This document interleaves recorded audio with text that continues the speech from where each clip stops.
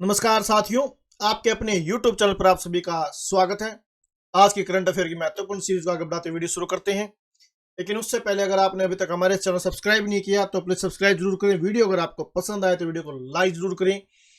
तो सबसे पहले राष्ट्रपति द्रौपदी मुर्मू ने नई दिल्ली में 94 कलाकारों को संगीत नाटक अकादमी पुरस्कार प्रदान किए। तो राष्ट्रपति द्रौपदी मुर्मू ने नई दिल्ली में कितने कलाकारों का संगीत नाटक अकादमी पुरस्कार प्रदान किए? 94 कलाकारों को। पूरी जानकारी देखते हैं क्या है। राष्ट्रपति द्रौपदी मुर्मू ने एक समारोह में 94 प्रतिष्ठित कलाकारों को वर्ष 2022 और वर्ष 2023 के लिए संगीत नाटक पुरस्कार प्रदान किए। ये पुरस्कार संगीत, नाटक, नृत्य, लोक तथा जनजातीय कलाओं, कठपुतली और संबंध थिएटर कला रूपों के क्षेत्र में दिए गए हैं।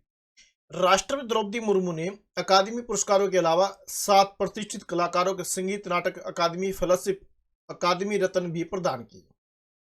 संगीत नाटक अकादमी फेलोशिप से सम्मानित होने वालों में विनायक खेडेकर और आर विश्वेश्वरन शामिल है, जिन्होंने भारतीय संगीत में योगदान दिया, जबकि नीतू कुमारी नूतन और शैलेश श्रीवास्तव वर्ष 2022 के लिए और मद्दली उषा गायत्री वर्ष 2023 के लिए सम्मानित होने वालों में शामिल है। तो संगीत नाटक अकादमी फेलोशिप अकादमी जो रत्न है वो भी कितने कलाकारों को दिए गए हैं? 7 प्रतिष्ठित कलाकारों को। आगे देखते हैं नवीनतम जानकारी क्या है। प्रधानमंत्री नरेंद्र मोदी ने नमो भारत ट्रेन का विस्तार करते हुए 17 किलोमीटर के अतिरिक्त खंड का उद्घाटन किया। प्रधानमंत्री नरेंद्र मोदी ने वीडियो कॉन्फ्रेंसिंग के माध्यम से नमो भारत ट्रेन का विस्तार करते हुए 17 किलोमीटर के अतिरिक्त खंड का उद्घाटन किया। दुहाई से मोदीनगर नॉर्थ स्टेशन के बीच 17 किलोमीटर के इस खंड पर नमो मेट्रो की सेवाएं आम नागरिकों के लिए शुक्रवार सुबह 6 बजे शुरू होगी। दोनों दिशाओं में पहली ट्रेन सुबह 6 बजे परिचालन शुरू करेगी और आखिरी ट्रेन टर्मिनल स्टेशनों शाहीबाबाद और मोदीनगर उत्तर से रात 8 बजे प्रस्थान करेगी। इस खंड के उद्घाटन के साथ अब नमो भारत सेवाएं दिल्ली मेरठ आरटीएस कॉरिडोर के 34 किलोमीटर लंबे स्टेशन पर निर्बाध रूप से उपलब्ध होगी, जिसमें साहिबाबाद से मोदीनगर उत्तर तक 8 स्टेशन होंगे।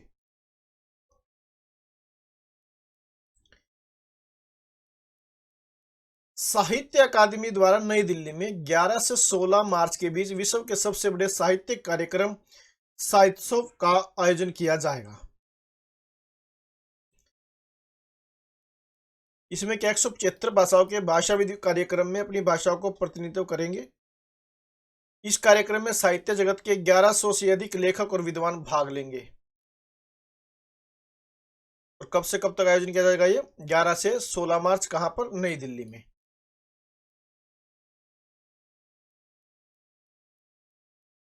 ई किसान उपज निधि launch.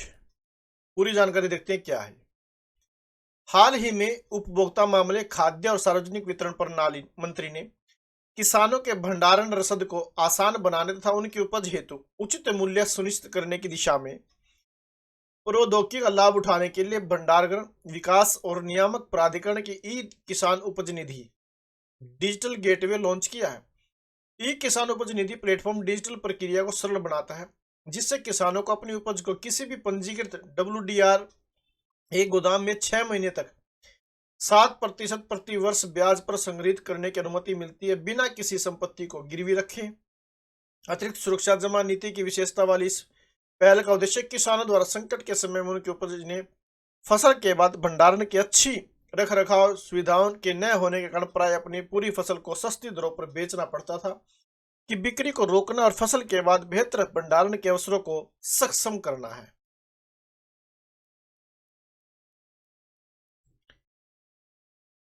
NLC India green energy limited ने 600 मेगावाट सौर ऊर्जा परियोजना के लिए गुजरात सौर ऊर्जा विकास निगम लिमिटेड के साथ बिजली खरीद समझौते पर हस्ताक्षर किए।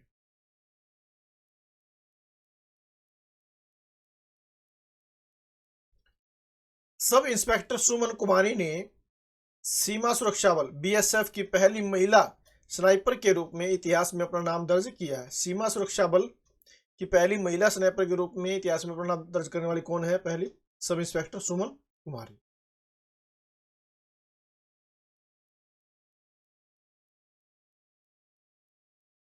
योगी सरकार शुरू करेगी MYUV योजना। तो क्या है ये? पूरी देखते हैं जानकारी क्या है। मुख्यमंत्री योगी आदित्यनाथ की महत्वाकांक्षी योजना मुख्यमंत्री युवा उद्यमी विकास अभियान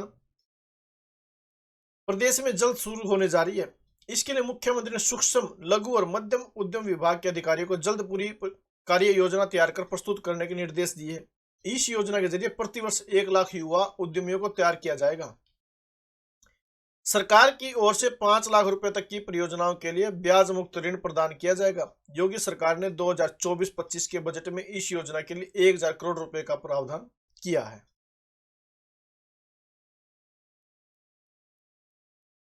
तो MYUV योजना किसके द्वारा शुरू की जाएगी? योगी सरकार द्वारा। कटक की चांदी तारकसी को मिला GI टैग। कटक की प्रसिद्ध चांदी तारकसी को भौगोलिक उपदर्शन GI टैग दिया गया है। ओडिशा राज्य सहकारी हस्तशिल्प निगम लिमिटेड ने 1 जुलाई 2021 को प्रसिद्ध चांदी तारकसी के लिए GI टैग का अनुरोध करते हुए आवेदन किया है। कटक की चांदी तारकसी को GI टैग मिलने से इसकी महत्ता काफी बढ़ जाएगी। GI टैग उन्हीं उत्पादों को दिए जाते हैं जो सिर्फ किसी खास स्थान पर ही बनाए जाते हों और वह क्षेत्रीय विशेषता के साथ जुड़े हो।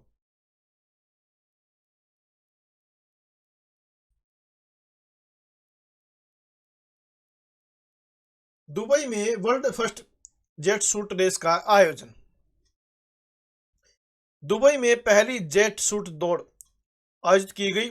दुबई स्पोर्ट्स काउंसिल के सहयोग से ग्रेविटी इंडस्ट्री द्वारा आयोजित इस अभूतपूर्व प्रतियोगिता में हाथों और पीठ पर जेट इंजन से लैस पायलटों ने वास्तविक जीवन के आयरन मैन की तरह प्रदर्शन किया।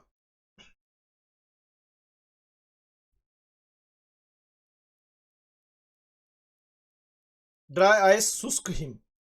हाल ही में गुरुग्राम के एक रेस्तरां में ड्राई आइस शुष्क हिम को माउथ फ्रेशनर समझकर उसका सेवन करने से गंभीर घटना हुई, जिससे इस पदार्थ की घातक प्रकृति का पता चला।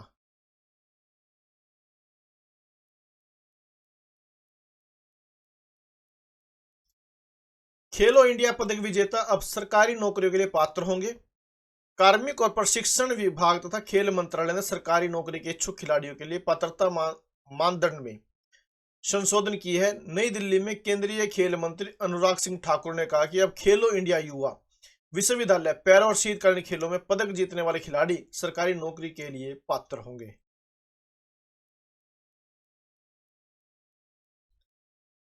कोटक महिंद्रा बैंक ने सुविधाजनक और लचीले ऋण विकल्प चाहने वाले महत्वाकांक्षी ग्राहकों को लक्ष्य करते हुए अपनी नवीनतम पेशकश स्मार्ट चॉइस गोल्ड लोन का अनावरण किया है।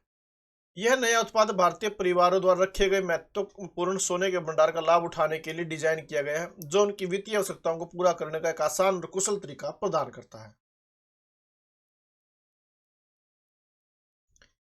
भारतीय reserve bank, AU small finance bank और फिनकेयर स्मॉल फाइनेंस बैंक तो ऑल स्टॉक मर्ज को मंजूरी दे दी है।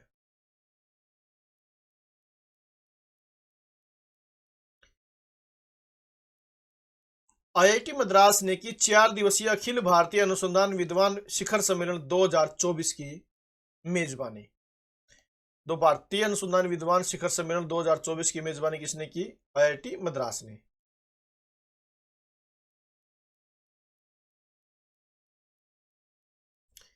सात दिसंबर 2022 को अपनाए गए UNGA प्रस्ताव के बाद निरस्त्रीकरण और अप्रसार जागरूकता के लिए पहला अंतर्राष्ट्रीय दिवस 5 मार्च 2023 को मनाया गया।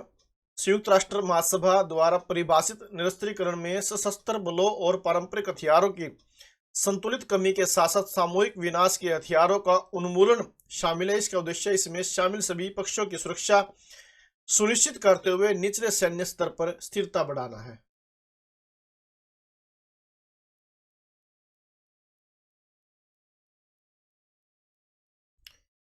पुरातत्व जगत अपनी सबसे प्रतिष्ठित हस्तियों में से एक पद्मश्री डॉक्टर अरुण कुमार शर्मा के निधन पर शोक मना रहा है, जिनका 90 वर्ष की आयु में रायपुर छत्तीसगढ़ में उनके आवास पर निधन हो गया। शर्मा के कैरियर को भारतीय पुरातत्व में महत्वपूर्ण योग द्वारा चिन्हित किया गया था, जिसमें राम जन्मभूमि अयोध्या स्थल की खुदाई में उनकी महत्वपूर्ण भूमिका भी शामिल थी। टीम के सबसे वरिष्ठ सदस्य के रूप में डॉक्टर शर्मा द्वारा इलाहाबाद उच्च न्यायालय के आदेश पर राम जन्मभूमि अयोध्या स्थल पर की गई खुदाई उनके कैरियर का एक निर्णायक क्षण था।